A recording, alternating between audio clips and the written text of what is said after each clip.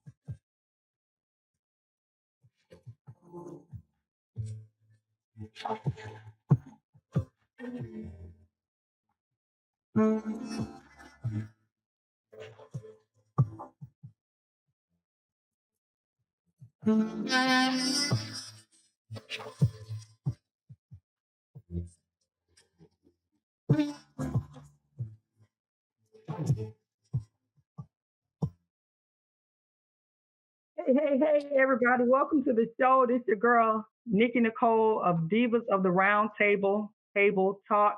And I'm here with my girl, Spicy Red. And on today's show, we have Wanda Small. Wanda Small is a 56-year-old single mother of two girls aged 33 and 36, and she hails from South Carolina.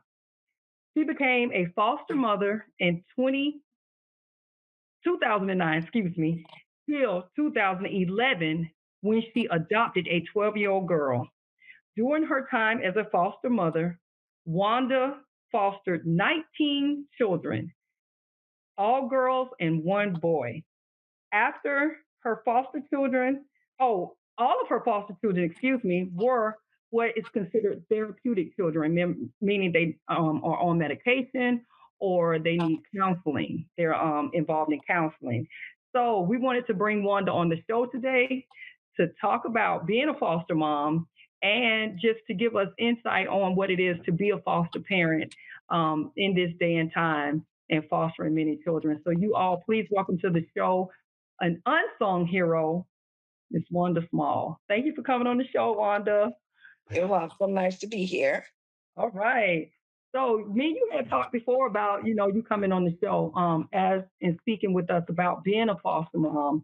Yes. And I'm just glad that we have the opportunity now to get into it and tell your story.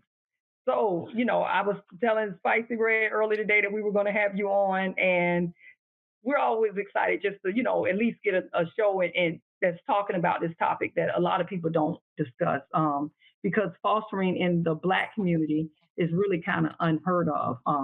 I know one person besides yourself that is a foster parent. Well, actually, I know two because she did an adoption a couple of years ago, so that's a good thing. So, what led you to become a foster mom? I've always wanted to, well, I've always cared for children. Um, I was abused and neglected as a child. So just the thought of that happening to another child always bothered me. But more so, the thought of them not having a place to call home bothered me even more. Oh, okay. So, do you think that I know about your story, your personal story. Do you think that your upbringing and the things that you experienced as a child that also influenced your decision to become a foster parent to kind of protect and help as many children as possible? That is exactly what influenced my decision. Mhm. So I see you said you fostered 19 children, all girls, one boy. Was that a conscious decision of yours to foster girls and not boys, or was it that's just how the cards fell? That's how the cards fell. It's usually hard placing teens. Hmm. And most people, and myself included, we go in with the intention of getting a baby or a toddler.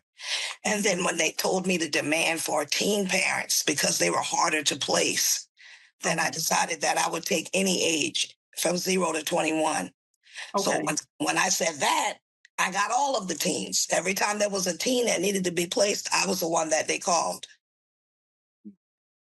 So that it is a discrepancy in what most people want as far as a child, and Yeah. and that also filters over into the adoption process as well. Yes, no one It's wants one that's grown or that's going mhm. to tell them they're grown and give them grief. So they want the easier children to manage. Okay. Okay. It's What funny was some because I oh, had a go question. ahead. Go ahead. What were some of your biggest challenges you faced as a foster parent, especially having teenagers? The girls, and they were all girls, and they're all boy crazy. Not one that came through here wasn't. And the lengths that they would go through to get to those boys, or those boys were in my yard without my knowledge. That was the toughest part of it. Trying to get them to take pride in themselves and their bodies was Mhm. very difficult because they were looking for love in the wrong places, Yeah. the wrong, and they wanted the wrong type of attention. Mm. Mhm. Yeah, I can That was imagine with that. definitely that was the biggest challenge. So was it did you have a conscious decision to be a foster mother of children that was considered therapeutic, or how did you get into that to where all of your children were considered therapeutic? When you go to the agency, it's according to what agency that you choose. Most of the agencies that house these children, their agencies house therapeutic children. But if you go through regular DSS to get those children, most of them are just normal, everyday children that don't need medication. So you Okay. got to differentiate between whether you will keep the therapeutic children. They'll let you know, like there's levels. So a level one child isn't really therapeutic. They're not on any medication, but they may need counseling. But Mhm. level two children, they're on medication, and most of them need counseling as well. And level three children are mostly immobile. They're like children in wheelchairs or with real severe learning disabilities. Okay. Okay. So with those kids that the therapeutic kids, with some of those children like physically, sexually abused children that you have to with some of those children, like when you said like counseling and on medication and stuff, were they abused children? Yes, they were abused, or like most of them suffer from neglect because if the parent is dead or got arrested, then Hmm. then they're neglected because of that, and that's what most of their issues were. But then some of them were sexually abused or just abandoned, Hmm. or like I said, their parent is incarcerated or deceased. Okay. So what did you do? How was you able to maintain yourself dealing with children who had been exposed to all of this trauma? How was you able to keep a level head about yourself dealing with those and also be a rock or a foundation for those children? Lots and lots of alcohol. No, I'm just kidding. Um, I went with them to their counseling, and I also I'm in church. I'm a Hmm. faithful person, so that's really what keeps me grounded. My faith keeps me grounded, Hmm. and we're not allowed to make them go to church. We're not allowed to make them attend worship shop services. But most of them went willingly, so that Okay. definitely helped. That definitely Hmm. helped me. Mm. Okay. Well, I that's good. didn't have any. I didn't have any children that actually refused to go, even if they wanted to sit in the car because they Hmm. weren't used to my church. They would sit in the car because some of them had anxiety, Okay. and I let them sit in the car, but they still went. So, Okay. like I told them when they came in here, we can work with each other. If you want to be difficult with me, then I'll be difficult with you. If you want to make Hmm. it easier for me, like I didn't have to get any of them cell phones. That was the thing to get them right there. If I get them a cell phone, I can get anything I wanted out of them. And when they done something I didn't like, and I take the cell phone, that was their Hmm. punishment. They didn't want that punishment. So I usually Okay. got them to do what I wanted. Okay. Yes. Okay. So looking at the timeline, like you were fostering from 2009 to 2011 and 19 children. You had a pretty large turnover, or what did you have Yes. so many children at one time? And a lot of times the children, which was amazing to me, most of the children that I got was through respite when they couldn't get along wherever else they were placed. And they came to me to stay with me until they could find them a suitable place. By the time they would find them a suitable place, they didn't want to leave my house. So they would wind up Mhm. staying there. Okay. Mm. And my daughters being there helped a lot because they Hmm. had, other kids their age, and my kids, I raised my kids a certain type of way. They Hmm. know I'm not playing with them. So Yeah. they let them know this is how Ma is. But I couldn't put my hand on them the way I could put my hands on my own children. Yeah. But just you can put the fear of God in a child just by a look. Mm-hmm. So, That's true. and, That's true. and a lot of times people ask, like, how can you handle them? I was a troubled teen. So, Mm-hmm. of course, I can handle them because of that. And the Okay. first thing I would tell them is, whatever you're thinking of, I probably already done it. Mm-hmm. So, so don't even try it. Woman pride. That's right. You're going to So be able with to get along just fine. Just expect to be treated exactly the way that you treat me. okay, that's How, Yeah, understood. That's how was fair. that? How was that in your household with all these young ladies? it was actually pretty cool. They like to seclude themselves in the room, in their phones and stuff. And I had a desktop at the time. They would be on the desktop. I had parental controls on it. I would like give them their free space. And a plus to all of it is that I lived in the boonies. Mhm. They didn't even know how to tell someone how to get to where they were. Yeah. So I didn't have to worry about them doing anything they shouldn't have. But what but the guys that would come around my house were relatives Mm. and they knew Mhm. better. So I'd get on them about that. Don't come around my house. I'm gonna let the dog loose. Okay.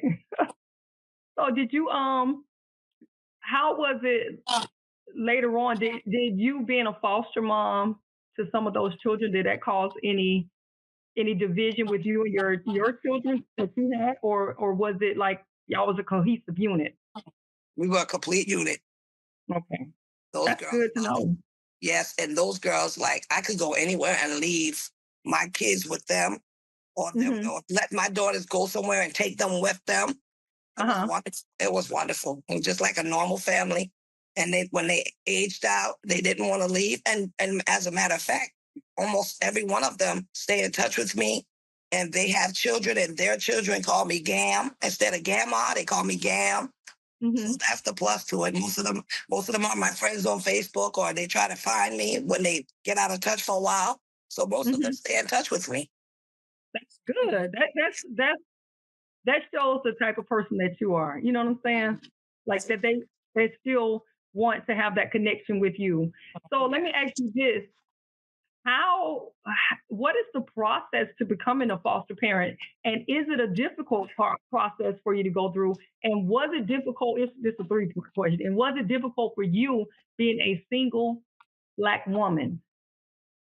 No, and I thought that it would have been, but I did. You apply, and then you go through the inspection process, and there's certain guidelines your home has to meet because they want to know that the children can have an escape plan if there's a Mhm. fire that breaks out, and you have to practice that escape plan with them. You have to have a certain type of fire extinguisher in your home. The windows have to measure a certain measurement. There shouldn't be any lead-based paint in your home. Um, it's guidelines that you have to go by. It's meetings that you have to go to. You have to be CPR and first aid trained and certified. You have to go to behavior modification classes and parenting classes on how to handle them when they have behavior issues, because most of them were most of them, all of them were ADHD. A lot of them were oppositional defiant. That is something to deal with. Oppositional defiant children are something to really deal with, but because there's really nothing you can do with them. They're not going to listen. You can't beat them. You can punish them. And some of them, they don't care about the punishment. Um, and you go through all of that, and then they license you. The whole process takes about 3 months. Oh, okay. That's not a long process at all, It's not. especially considering how positive it affects these children's lives. You have to really want to do it. And I would, strongly suggest it. Like, you have to really, really want to do it. A lot of it really upset me sitting in the classes with other parents and hearing them speak of the money issue. Like, if I get this money that I'm waiting on, I'm not going to do it. So you're letting it be known that you're doing it for the money, and they don't. Like, they only ask us to give the children a $40 stipend. But let me ask you this: so you were saying we were talking about the process to becoming a Right. It foster takes parent. 3 months to become a Oh, foster you were parent. talking about how the people were saying that they were doing it for the money. Right. And they only asked us to give those children a $40 stipend. And this is the way it goes. Well, back when I was doing it, if they're a level one child, which is a child that either needs medication or counseling, or maybe neither, that's $30 a day. Level two children, were $40 a day, and level 3 children were $50 a day. So Okay. that's how the payment scales went. And they only asked us to give those children $40 so they can, buy their own little whatevers. And most of the parents didn't do that.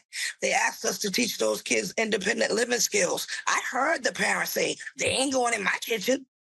I'm not even letting them in my refrigerator. Then why do you have them? You're not doing them any good, just letting them live in your home and collecting a check for them. And I hate that with a passion, because that's Yeah. wrong. They're already going through it because they lost a parent. Now you do this to them. Yeah. They tell us not to put our hands on those children. Some of those foster parents fight those children. And the sad thing is they're not going to believe the child over the adult. They have Mhm. caseworkers that come in and investigate, but I think it's harder for them to get away with that in South Carolina. I know for a fact, because those children can open their mouth and a lot of them will tell. But up north, it slips through the cracks. They Yeah, beat because the we've crap out of heard those kids. They we've have heard those all of kids. the horror stories. It's We've heard so many. horrible. Have the children in cages, and oh my God, I can't stand it. Mm. The adults are the reason for the messed up kids today, and these kids grow up to be messed up adults. Yes. And I don't like that. That's horrible. That's Yeah, the sad. cycle, it's just a cycle. It's just an And it keeps ongoing repeating. cycle. Yes. So how Yes. can you adopt someone's kid and treat them worse than the actual parent? Yeah. Oh my God! Like, I didn't even know that, and I didn't know that they were giving an compensation with adoption. See, Oh, that's okay. the thing. They give compensation with adoption too. So a lot of parents in Monk's Corner that I know, they adopt the children for that reason. That's horrible. I didn't ask for any. I would have been doing this long ago if I knew it Mhm. came with compensation. But like I said, I was a single mom and I was raising 2 kids on my own. So I said, I can't. I said, Lord, as soon as I can afford to, I was going to Yeah. do it. And Mhm. I was sitting in a technical college, and this girl in there was talking about, um, she said they were talking about foster care, right? And I said, I would never want to foster a teen either. I know what my reasons were. And I said, what in the world makes you want to foster a teen? And she said, because I was an unwanted teen, unwanted foster teen. And man, my eyes got so full of water. Yeah. And from that point on, I wanted to do foster care and I wanted to do teens because of that one girl. Yes. But she was one of those girls that the way she was raised, I guess, holiness, she always wore skirts, denim skirts. She never wore pants and stuff. Quiet Uh-huh. girl. So, but those foster children weren't like her. Yeah. That's the thing. They're not, no. And then as the generations go on, the kids get worse. Yeah. It's really dangerous. They've called me with a child that with an arson, a child pyro. And I'm Mhm. like, no, why would they really expect me to put a child in my home that sets fires and want me to watch him? No. What about when my eyes close? Yeah. They wanted to put a child in my home that had sexually molested his siblings. I said, no, I have granddaughters. They said, well, can't you watch them? No, not every second of the day. If I turn my back to go use the restroom and he's already touched my grandbaby, what am I supposed to do? This is how desperate the need is for foster homes. But Yeah. I would tell any man, be very selective in doing foster care and don't take teen girls into your home. No sooner than they get angry with you, they're going to accuse you of touching them. And you are guilty before innocence. Yes. You have to be put on the registry. You have to get a lawyer and prove yourself innocent while you're sitting on that registry as though you did it. That's not fair to them. Yeah. I So agree you with got that. to think about that before you do it. I agree with that. So let me ask you this. I know this just from talking to you that you had children of different ethnicities. Of course. Um, how was that experience? Or was it just It's all the same. children are children is all the Children are same? children. They were all the same and I like that because there was no difference because you white and I'm black. Nope. They all lived in this house together and most of them were white Okay. and they fit right in. Okay. So you discussed some of the challenges. What did you find most rewarding about being a foster mom? Just being able to give them a home, to give them a stable home. They didn't have to worry about anything. In addition to giving them their $40 stipend, if they needed something, they knew they could come to me. And if I had it, they would get it. I'm not going to Yeah. let them go without something they need. Yeah. So, because the one I adopted, she wanted some of everything. She came to me with a list, and I got her little list of stuff she wanted. She liked to Mhm. keep her hygiene. She was on top of her hygiene, and most of them were not. Okay. She was on top of her hygiene with the dental floss and the mouthwash and everything she asked me for as far as her hygiene. I made sure I got for her. Even if it was things that I didn't do, because I don't sit there and do no daily facials.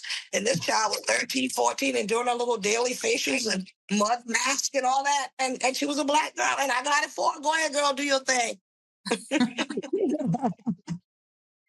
Share with us your most memorable experience while fostering a child. Okay. Now that's a good question. Shoot.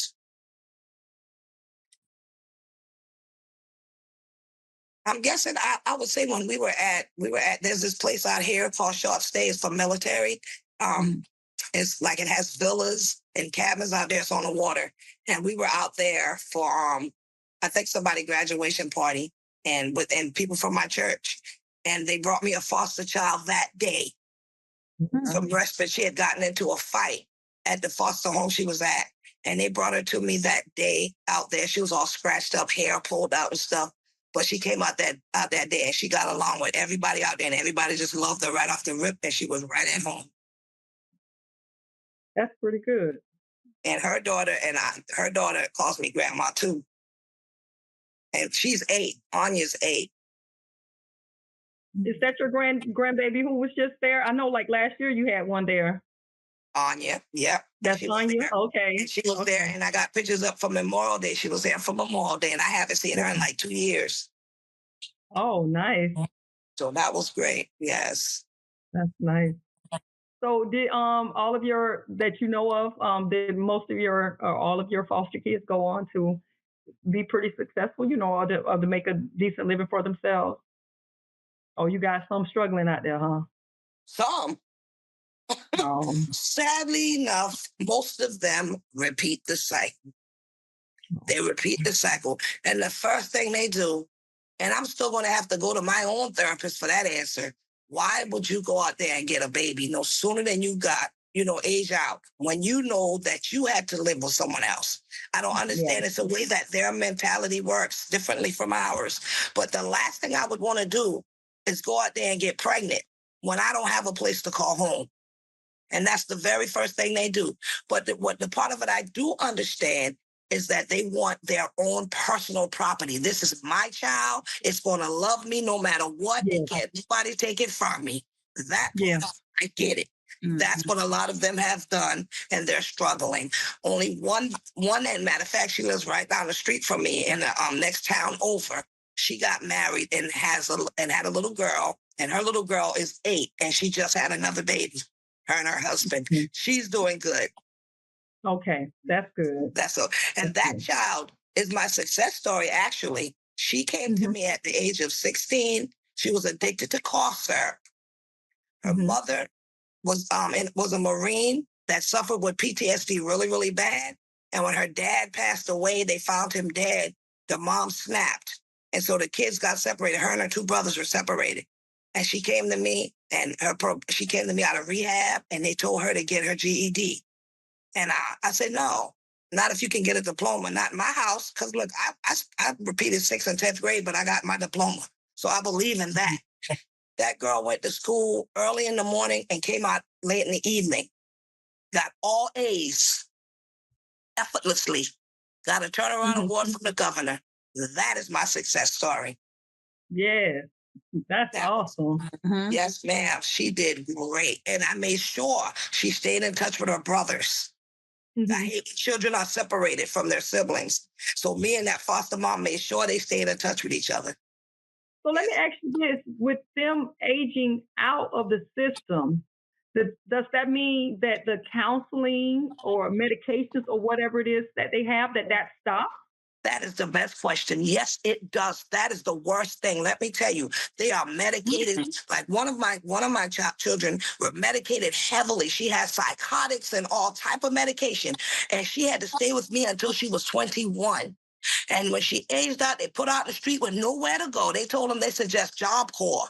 If they don't go to Job Corps, they really don't have any place to go. This girl had to get out in the world and cope without medication. And Lord knows she caught it. And to this day, she's 33. And she's still, I don't even know what she is right now, but she lost her baby. Her baby is 5. She could have let me get that baby. But she let that baby go to an aunt that doesn't even want the child because she decides, oh, I'm tired of being a mother. Imagine, see, cycle repeating itself. So she repeats the cycle. And I found out who her caseworker was, and I let her caseworker know that baby is not to go in the system. If the auntie is not going to keep her, I will get her. I will get an attorney and get her before I let her go in the system. I knew that baby when she was in her mother's womb. I'm the only grandmother that child knows. And she is very upset that she's not with me because I've heard about it. And it breaks my heart. It breaks my heart. But I pray on it because I don't want to overstep. Yeah. It hurts me. It really hurts. I have no idea how much it hurts. That's amazing that they kind of cut them loose and turn them out there. No counseling. No medication.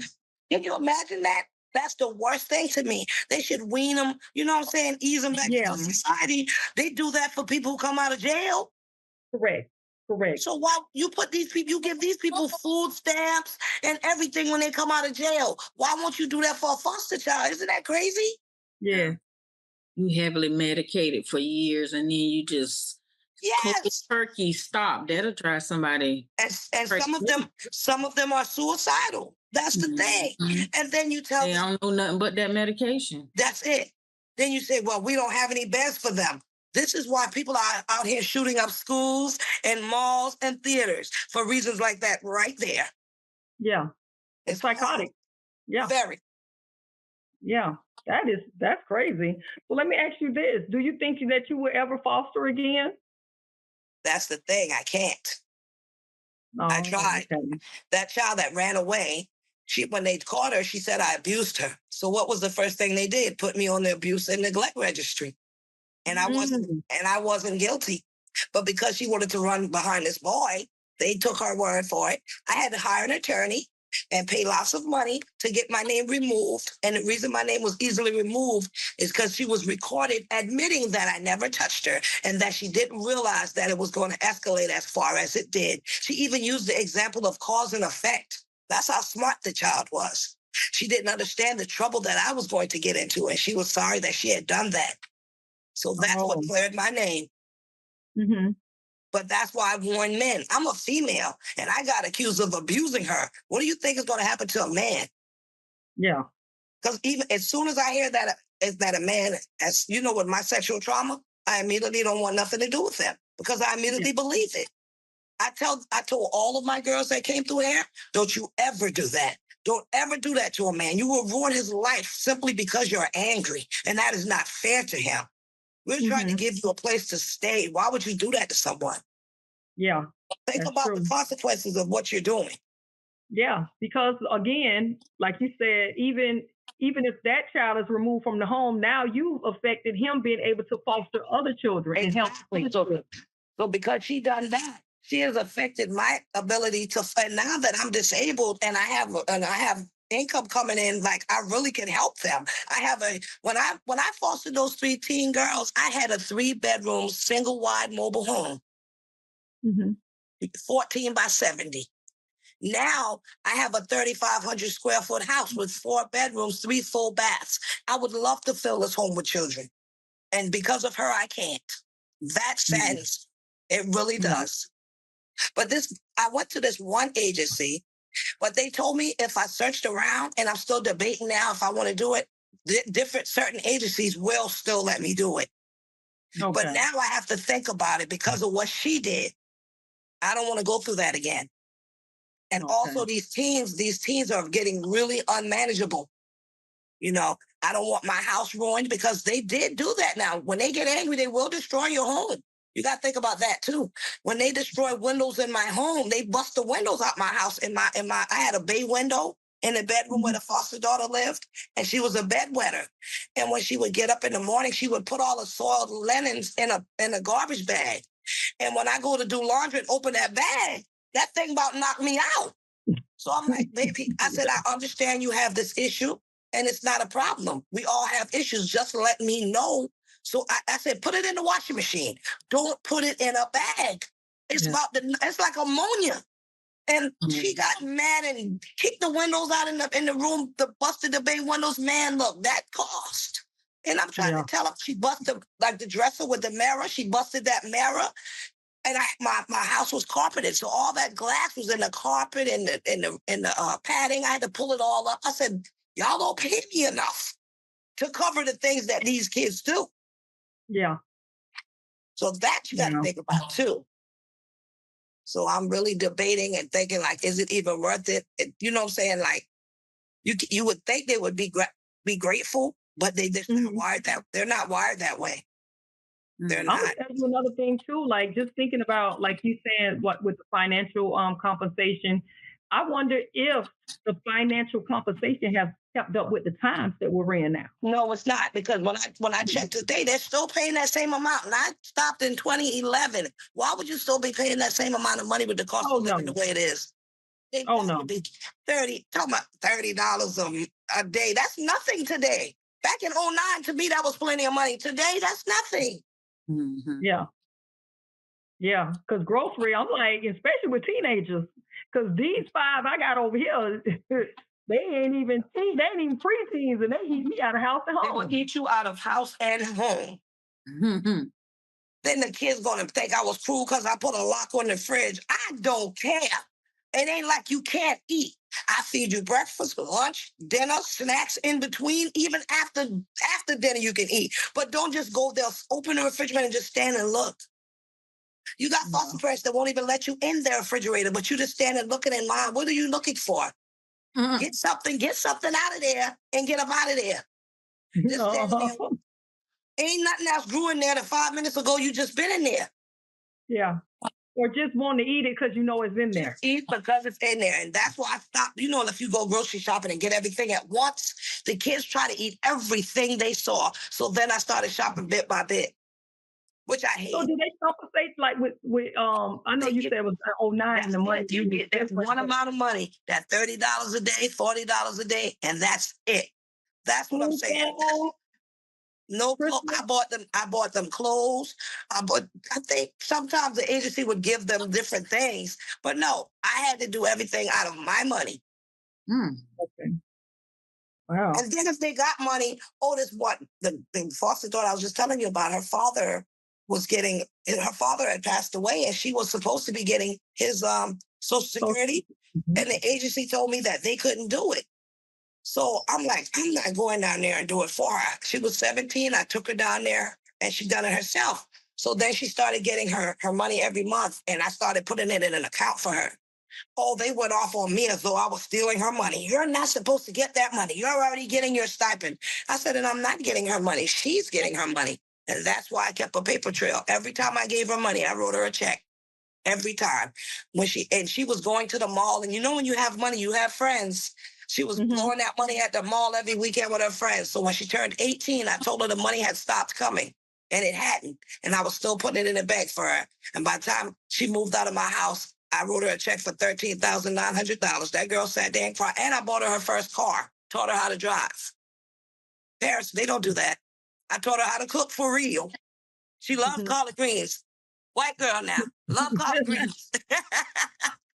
And can cook it, clean it thoroughly. Yes. And cook. She loves it. So what you put in some ham hocks and egg bones? What you got in that pot? Put your left foot in and shake it all about.